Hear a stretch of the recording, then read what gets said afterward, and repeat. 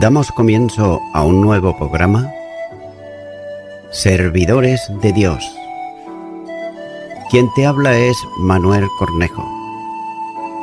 Estaré compartiendo la palabra de Dios y lo haré de una manera expositiva, versículo a versículo.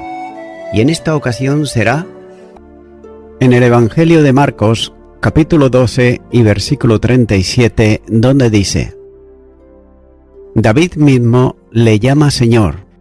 ¿Cómo pues es su hijo? Y gran multitud del pueblo le oía de buena gana. Comienza diciendo este versículo que David mismo le llama Señor. ¿Cómo pues es su hijo? Note cómo Jesús llama la atención de todos los oyentes a la condición del Mesías, dejando la pregunta final en el aire, ya que está plenamente respondida en el Salmo que había citado. De otro modo, si David le llama Señor, ¿cómo puede ser su hijo? Y por otro lado, Marcos utiliza, al introducir la pregunta al adverbio, en el sentido interrogativo, causa que equivale a ¿cómo? Es por eso que Jesús tiene plena conciencia de su condición mesiánica. Y note cómo Juan el Bautista, él, había hablado de alguien superior a él que venía tras él, y de quien no era digno de hacerle el servicio más humilde, como era, por ejemplo, el de desatar la correa de su sandalia. Juan, capítulo 1 y versículo 27. En aquel testimonio ya habló de la condición preexistente del Mesías.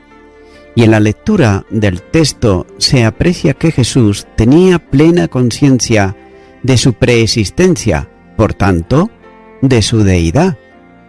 Es por eso que el Señor no negaba que conforme a la carne era el hijo de David, pero pone de manifiesto que a la luz del Salmo, que todos consideraban como mesiánico, tiene una naturaleza y dignidad superior que el simple hecho de ser descendiente de David.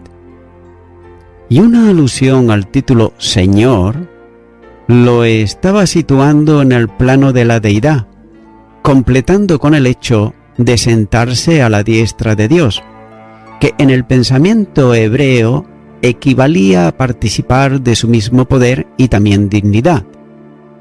Por tanto, el Mesías no podía ser solo hijo de David, ya que es la raíz tanto como el renuevo de David. Note lo que dice Apocalipsis, capítulo 22, versículo 16, donde dice: Yo, Jesús, he enviado mi ángel para daros testimonio de estas cosas en las iglesias. Yo soy la raíz y el linaje de David, y la estrella resplandeciente de la mañana. Muy poco antes, los fariseos le habían acusado por recibir el tributo de las alabanzas de las multitudes en la entrada a Jerusalén, que le consideraban como el hijo de David, y ahora les recuerda a todos que el hijo de David, el Mesías prometido, era más excelso que David mismo, porque el rey le llamaba mi Señor. Por tanto, quienes rechazaban a Jesús como Mesías, descendiente de David, rechazaban también a Dios mismo, ya que era el Señor de David. Y es evidente que los que negaban que Jesús era el Mesías, mucho menos estaban ellos dispuestos a admitir que el descendiente de David era también Dios. Note que la realidad divino-humana de Jesús se aprecia en esto. Quien es hombre por cuanto es hijo de David, es también Dios como Señor de David. Y Marcos concluye este párrafo de la enseñanza de Jesús haciendo notar la satisfacción que sus palabras causaron en la multitud que le oía, ya que la enseñanza del Maestro impartía gozo en el corazón de los oyentes. Sin embargo, es también de apreciar que una cosa es sentir satisfacción ante una enseñanza y otra muy distinta es aceptarla y actuar conforme a ella. La enseñanza de Juan el Bautista también satisfacía a Herodes, pero note que no se aprovechó de ella, sino que lo mató, como señala Marcos capítulo 6, versículo 20. Y eso precisamente fue anunciado por el profeta en Ezequiel, capítulo 33 y los versículos 31 y 32, donde dice: Y vendrán a ti como viene el pueblo, y estarán delante de ti como pueblo mío, y oirán tus palabras, y no las pondrán por obra. Antes hacen halagos con sus bocas, y el corazón de ellos anda en pos de su avaricia. Y aquí que tú eres a ellos como cantor de amores hermosos de voz, y que canta bien, y oirán tus palabras, pero no las pondrán por obra. Continúa ahora con el versículo 38, donde dice: Y les decía en su doctrina: Guardaos de los escribas que gustan de andar con largas ropas y aman las salutaciones en las plazas. Comienza diciendo este versículo: y les decía en su doctrina. Note cómo Jesús denuncia la arrogancia y también el engreimiento de algunos maestros. Y Marcos dice que esto le decía en su enseñanza, dando a entender, por otro lado, que formaba parte de aquello que enseñaba. También dice: guardaos de los escribas. Notamos que lo primero de esta enseñanza es una advertencia enfática, cuando dice guardaos, es decir, estar vigilantes, tener cuidado de los escribas, ya que el verbo tiene el significado primario de ver, mirar, estar atento. De ahí el sentido de advertencia en este caso de prestar cuidado con los escribas. Y ya se ha dicho varias veces antes que los escribas eran los expertos en la escritura y los intérpretes oficiales de la ley. Era por tanto una de sus tareas era el enseñar la ley al pueblo, especialmente en el significado de cada uno de los mandamientos, ya que muchos de ellos pertenecían precisamente al grupo de los fariseos. Sigue diciendo este versículo que gustan de andar con largas ropas. Note cómo no están enseñando a prestar atención o a tener cuidado de todos ellos, sino de alguno de ellos, cuyo comportamiento era de una determinada manera, ya que se trataba de personas aparentes que le gustaba vestir ropas largas, caminando de un lado a otro y vestidos con ropas que le destacaban del resto. Y esta era una de las costumbres que tenían, era agrandar sus filatelias y alargarle los flecos de sus mantos. El buen obrar del piadoso está sin embargo orientado a la gloria de Dios, que es todo diferente a lo de los fariseos. Mateo capítulo 5 y versículo 16 dice: Así alumbre vuestra luz delante de los hombres, para que vean vuestras buenas obras y glorifiquen a vuestro Padre que está en los cielos. Pero por otro lado, notamos que los fariseos, sin embargo, ellos eran arrogantes y también eran hipócritas, ya que se apropiaban de la gloria que corresponde al Señor en beneficio personal suyo. Por tanto, la apariencia piadosa era el modo de alcanzar fama entre las gentes, y las filatelias eran la expresión visible de una interpretación literal de la ley, ya que consistía en pequeñas tiras de cuero en las que se escribían porciones de la ley, especialmente contenían algunas seleccionadas, como así señala el libro de Éxodo, capítulo 3 y los versículos del 1 al 10. Y esas tiras se introducían en pequeños estuches de cuero que se sujetaban con cuerdas sobre la frente y el brazo izquierdo. Por otro lado, los saduceos solían sujetarlas a la muñeca de su mano izquierda, en un mayor extremismo de literalidad, ya que se lee, por ejemplo, en Deuteronomios capítulo 6 versículo 8, donde dice: y las atarás como una señal en tu mano. Para que todos viesen bien claro estas filatelias y tuviesen a ellos por piadosos, solían agrandar también su tamaño y muchas veces el número de ellas, de manera que las encadenaban unas a otras para que todas viesen bien que se trataba de gente que amaba la ley. Y de igual manera hacían también con los flecos de los mantos. Note cómo Dios había establecido que los israelitas hiciesen franjas en los mantos o en los vestidos exteriores, y de esas franjas se colgaba un cordón azul que servía de fleco y que tenía el propósito de recordar continuamente al israelita su compromiso con la ley, como demanda de obediencia a todo cuanto Dios había establecido en ella, como así señala el libro de Números, capítulo 15, los versículos 37 al 41. Pero por otro lado, los hipócritas alargaban esos flecos y ponían muchos en el borde de sus vestidos para que se hiciesen bien visibles y para hacer notar que ellos eran muy piadosos, ya que lo que había sido establecido por Dios para que recordasen el deber de darle gloria, lo habían convertido en algo visible a los demás, para recibir a ellos precisamente gloria de los hombres. Dice este versículo, la última parte, llaman las salutaciones en las plazas. Notamos aquí otro signo que los distinguía y era su deseo de ser no solo respetados, sino reverenciados, disfrutando de las salutaciones en las plazas.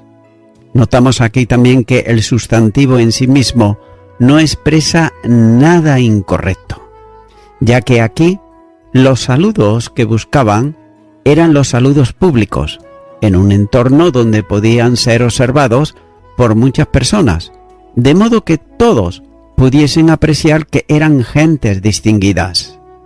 Y también en el saludo le gustaba a ellos mucho que se le llamase Rabí.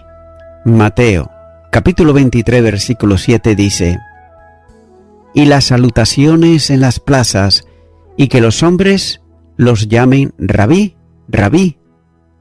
No les importaba tanto un saludo cuando estaban solos con el otro, pero sin embargo anhelaban la reverencia que le hacían en las plazas.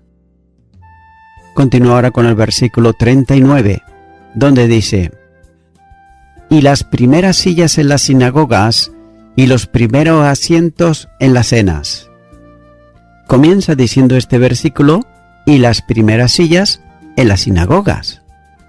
Notamos que estos eran arrogantes, amadores de sí mismos, llenos de orgullo, buscaban ocupar los primeros asientos en el sentido de los lugares principales en la sinagoga, ya que sin duda se trataba especialmente de los lugares destacados en el lugar donde se reunían para los servicios religiosos de los sábados, pero en general se extendía a cualquier convocatoria donde había gran asistencia. Y probablemente el Señor se refería al banco que estaba situado inmediatamente delante del lugar donde estaban los rollos de la Escritura en la sinagoga. Continúa diciendo este versículo, y los primeros asientos en las cenas. Nótese que con igual celo ellos buscaban los primeros puestos en las festividades, en las grandes cenas o en los acontecimientos sociales de interés. Y Marcos dice que ellos amaban los primeros asientos en las cenas. Aquí, más que un orden de asientos, se refiere a los principales, ya que deseaban y además esperaban que se le diese el mayor honor en las recepciones sociales. Esto está denunciado por Santiago cuando enseña que no se debe dar honor al rico en desprecio del pobre en el lugar donde se celebra el culto. Santiago, capítulo 2 y los versículos 2 y 3 dice: porque si en vuestra congregación entra un hombre con anillo de oro y con ropa espléndida, y también entra un pobre con vestido andrajoso, y miréis con agrado al que trae la ropa espléndida y le decís: siéntate tú aquí, en buen lugar, y decís al pobre: estate tú allí, en pie, o siéntate aquí, bajo mi estrado. Note cómo aquí hay 3 preguntas que podemos hacernos. La primera: ¿qué estaba procurando Jesús decir a las gentes con estas 2 últimas advertencias? La segunda: ¿condena el hecho en sí de ocupar lugares distinguidos en una fiesta social? Y tercero: ¿estaba reprobando que alguien se siente en los primeros lugares en la sinagoga? Sin duda alguna, tenía que ocupar esos lugares en alguna ocasión, y no estaba pretendiendo el Señor que esos puestos, considerados como de mayor honor, quedasen vacíos por una aparente manifestación de humildad, que muchas veces sería una expresión todo lo contrario, es decir, de orgullo. Pero lo que está advirtiendo es contra el amar esos lugares, buscándolos, sobre todo, para que los hombres los considerasen como distinguidos. Y este problema persiste en el tiempo y se manifiesta muchas veces en la arrogancia y deseo impuro de líderes que buscan sobre todas las cosas el aplauso de la gente, ya que no es difícil encontrar quienes se disputan el privilegio de presidir la reunión, pero no cualquiera, sino la más importante, o de predicar en el día de mayor solemnidad cuando hay más gente, ya que estos suelen ser globos inflados por la miseria de la arrogancia humana, que viven muy lejos de la sujeción al Espíritu Santo de Dios. Son gentes que dicen amar la palabra, pero no viven la humildad conforme a ella. Personas que se vanaglorian de ellos mismos delante de la gente, que son mera escoria delante de Dios. Continúa ahora con el versículo 40, donde dice: que devoran las casas de las viudas y por pretexto hacen largas oraciones. Estos recibirán mayor condenación. Comienza diciendo este versículo que devoran las casas de las viudas. Se puede apreciar que en lugar de asistir y ayudar a las viudas, hacen todo lo contrario, devoran sus casas.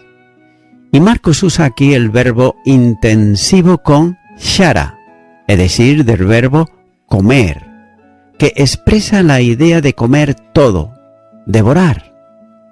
Es muy probable que, como era habitual, las viudas confiaban en ellos.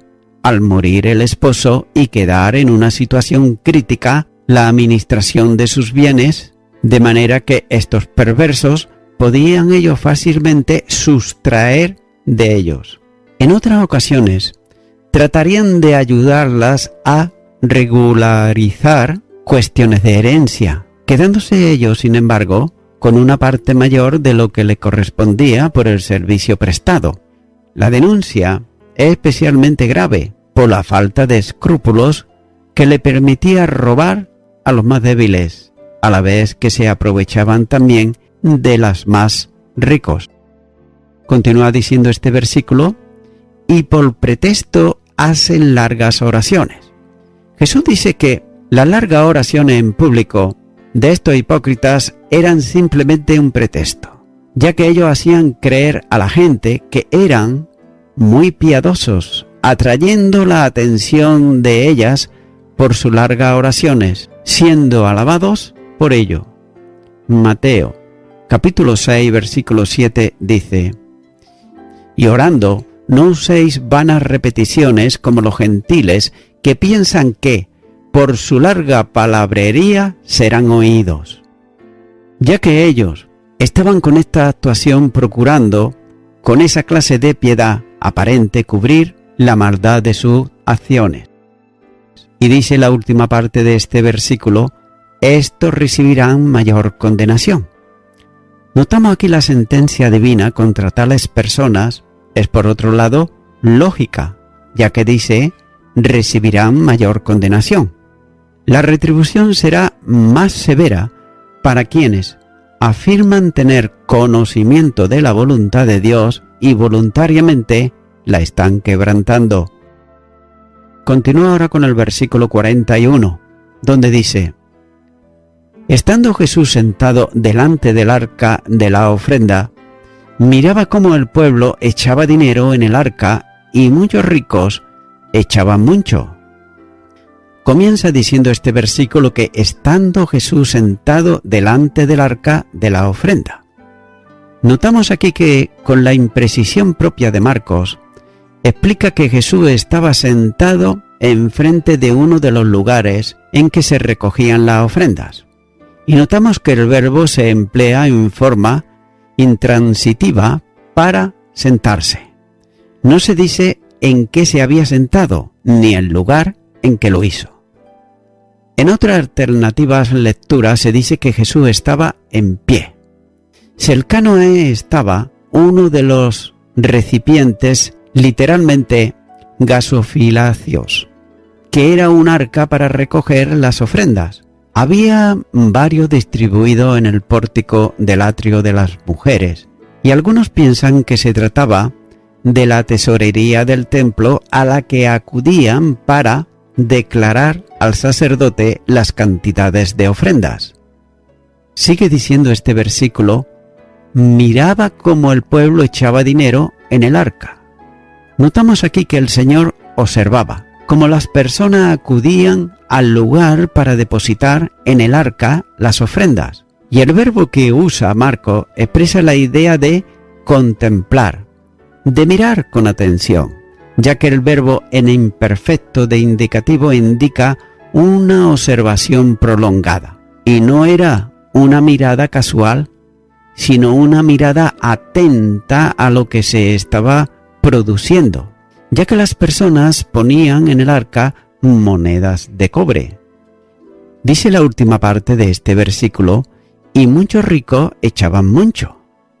En esa observación Jesús se dio cuenta de que muchos ricos se acercaban para poner ofrendas y además ponían mucho, es decir, en comparación con el resto de las personas, ellos ponían grandes cantidades. Continúa ahora con el versículo 42, donde dice: y vino una viuda pobre y echó 2 blancas, o sea, un cuadrante. Notamos aquí que, en contraste con las ofrendas de la gente y las grandes donaciones de los ricos, está aquí la ofrenda de esta mujer. Y se dice de ella que era viuda y además pobre. La ofrenda que puso en el gasofilacio era muy pequeña, ya que consistía en 2 monedas de cobre de muy poco valor. El término designado en el griego tardío, la moneda en circulación era de menor valor, y Marcos dice que entre las 2 sumaban un cuadrante, que era la 74ª parte de un denario. Apreciada esta ofrenda, según el valor financiero de la misma, aquella viuda había dado muy poco. Note que por otro lado, no se da el nombre de esa viuda, y es algo que queda en el conocimiento de Dios, ya que no hay en ella ninguna apariencia de piedad y mucho menos busca ser alabada de la gente por la ofrenda dada, que era de infinito valor a los ojos de los hombres. Pero los que estaban atentos a la custodia de las arcas de las ofrendas solían anotar el nombre y la cantidad de las personas que le pedían o de aquella ofrenda que merecían quedar registradas, ya que nadie se ocupó de la viuda y mucho menos nadie pidió que quedase registrado el importe de la ofrenda. Y voy concluyendo con esto. Todo el mundo sabe que Dios es el creador de todo, y si es el creador de todo, es el dueño de todo. Por tanto, no tiene necesidad absoluta de nada. Pero también es cierto que el amor de Dios se demuestra en lo que hay en nuestro corazón, ya que suelen haber personas que le dan a Dios Sí, le dan, pero le dan de lo que le sobra. Y no me estoy refiriendo al dinero exclusivamente, sino, por ejemplo, al tiempo, a la comunión con el Señor, al servicio al Señor. Amigo y amiga oyente, la palabra de Dios nos enseña, en Efesios capítulo 2, versículos 8 y 9, dice: porque por gracia sois salvos por medio de la fe, y esto no es de vosotros, pues es don de Dios, no por obras, para que nadie se gloríe. También podemos observar que Dios solo pide una cosa de nosotros. Proverbios, capítulo 23, versículo 26 dice: dame, hijo mío, tu corazón, y miren tus ojos por mis caminos. Amigo y amiga oyente, el Señor demanda, pide de ti tu corazón, y lo pide para hacer de ti una nueva criatura en Cristo Jesús. Es cierto que no somos salvos por obras, sino que somos salvos mediante la fe. Y esto no es de nosotros, pues es un don de Dios cuando nosotros creemos realmente en la obra redentora de Cristo Jesús que llevó a cabo a favor del pecador, de la pecadora, arrepentido. Por tanto, mi amigo, mi amiga oyente, yo te animo ahora a que tú puedas aceptar a Cristo en tu corazón como tu único y suficiente Salvador. Ora conmigo y repite ahí a donde estás y di: Dios eterno, reconozco que todo cuanto poseo es porque tú me lo das y es por gracia. No me pides nada a cambio, pero ahora tú me pides venir a mi vida, venir a mi corazón. Pero yo antes quiero pedirte perdón por todos mis pecados y me arrepiento de ellos y te recibo en mi corazón, a ti, Jesucristo, el Hijo de Dios, como mi único y suficiente Salvador. En el nombre de Jesús. Amén. Amigo y amiga oyente, si tú has hecho esta oración de corazón, te recomiendo que comiences a orar a Dios, en primer lugar, en el nombre del Señor Jesucristo. Orar a Dios no es rezar, sino que es hablar con una persona. También te recomiendo que leas la palabra de Dios y lo hagas a diario. Comienza, por ejemplo, con el Nuevo Testamento. Y también, por último, te recomiendo que para que puedas crecer espiritualmente, te congregues en una iglesia cristiano-evangélica, donde se predique, se enseñe y se practique la sana doctrina y la palabra de Dios. Congrégate ahí y con el tiempo podrás crecer espiritualmente y también servir al Señor Jesucristo. Que Dios te bendiga. Y a toda la audiencia, nuevamente ya me estoy despidiendo de todos ustedes y será hasta el próximo programa. Que Dios os bendiga a todos.